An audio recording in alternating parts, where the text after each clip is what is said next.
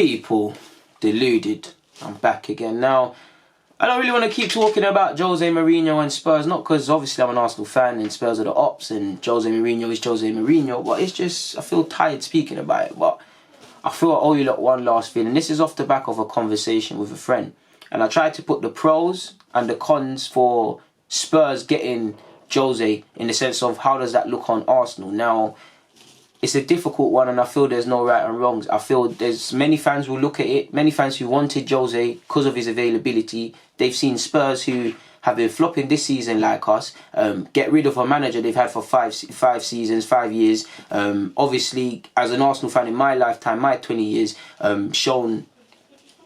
given Arsenal some tough times, people. He's finished above Arsenal. He's been a difficult manager to manage against, and he's been having Spurs decently, playing decent, people. Decently is not even a word. But on the flip side of that, it shows ambition. You could say, if we look at it just like a dim view, we could say it shows ambition. They got rid of him. They brought in Jose, who on paper is a proven winner, was available. If we speculate, was Arsenal interested in him? Did Spurs pick Arsenal and convince him more? What does it say? Do you get what I'm saying, people? I do think there's a flip side to that Spurs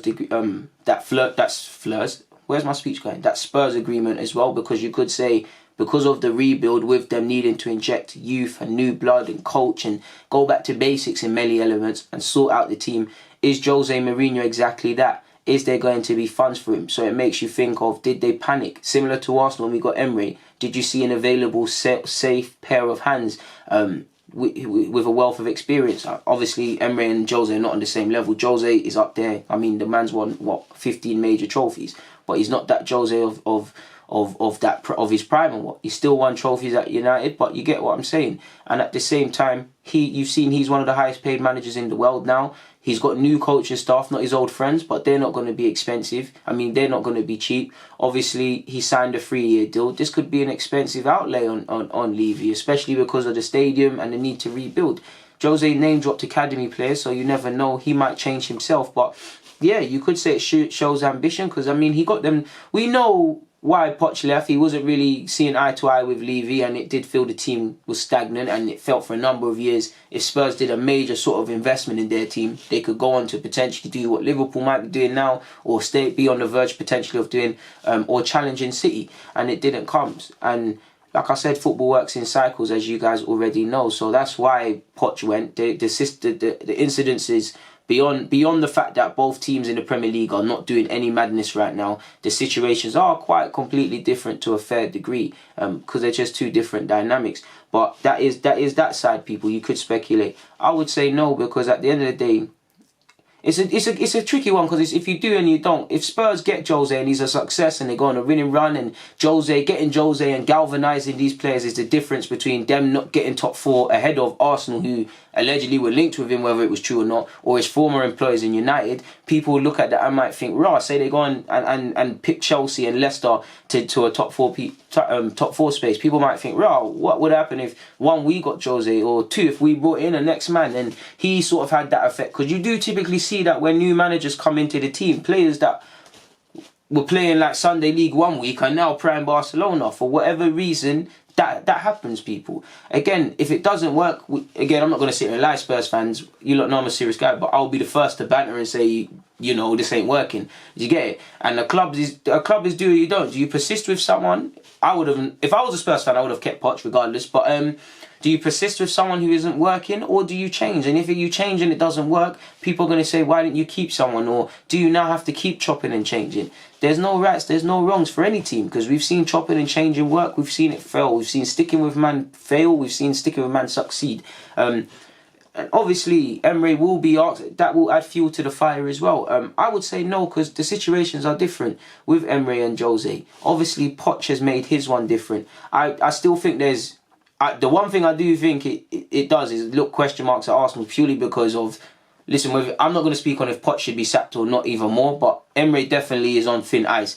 Spurs have got rid of a man that's given them good times. Emery ain't really done nothing. Yeah, he missed out by a point, if we be kind, of top 4, and he got Europa League, but he's really not installed any fragment, any belief. Not even that, you know, not to go back to Poch, but you know, without talking about Poch's stuff, his enthusiasm and his, the South American passion for the game and all of these sort of things, you gravitate towards that. You don't necessarily get that with Emery. And at the beginning, we were forcing it, and you do see a bit of it from Emery and obviously the Joe Willock tackle, but there's not really anything that inspires you to get behind Emery, beyond the fact of Unai Emery, because he is a Europa League winner and he's clearly a talented man. So I would say our situations are different, so it really shouldn't have a bearing. I would say situations are different because you don't know the dynamics of what led Jose to signing for Spurs, people. Is that a thing that was... I don't think it happened overnight. I think that was agreed for a while. So again, you could say, did Levy panic, or didn't he have better options, or did other targets turn him down if Jose wasn't the first option? Do you get what I'm saying, people? And you also don't know... I'm not saying they do, and I'll be the first to criticise them if they don't, but Sanye and them man there could be having meetings with whoever Arsenal's new manager is if he comes in right now, to which people don't always know these things. So there's always things you don't know. Also, I'd say it doesn't affect us because first and foremost, what I want to see is a plan, really, and I'm yet to really see that in terms of what we're doing. What if we got Jose and sold what many people would say would be Arsenal principles down the river with obviously the Wenger ties, not that it's relevant and whatnot, and it didn't work and it was an expensive outlay or whatever. If it worked, it is what it is. If it didn't, what would people say? So there's no rights and wrongs. If you don't want to focus necessarily on Jose, but the managerial change. Now, admittedly, I'm a bit of a hypocrite because when I say Jose, my thinking cap changes when I say to myself neutral. Because if it's neutral, I don't believe Emery should be the manager. I honestly believe...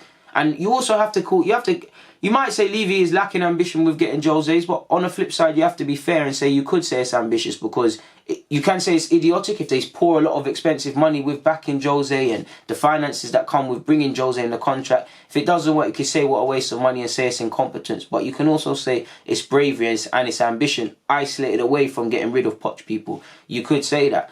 I think Arsenal, and obviously with that, and obviously compensation that went to Pochettino, I've seen everything from 8 to 12 million. These all adds up, people, especially with the stadium business. You could say he took that risk. You can say he made the wrong decision. You can say he made the right. And that's why I don't feel, well, the only thing that will tell is time, people. We'll only see if he's a success there.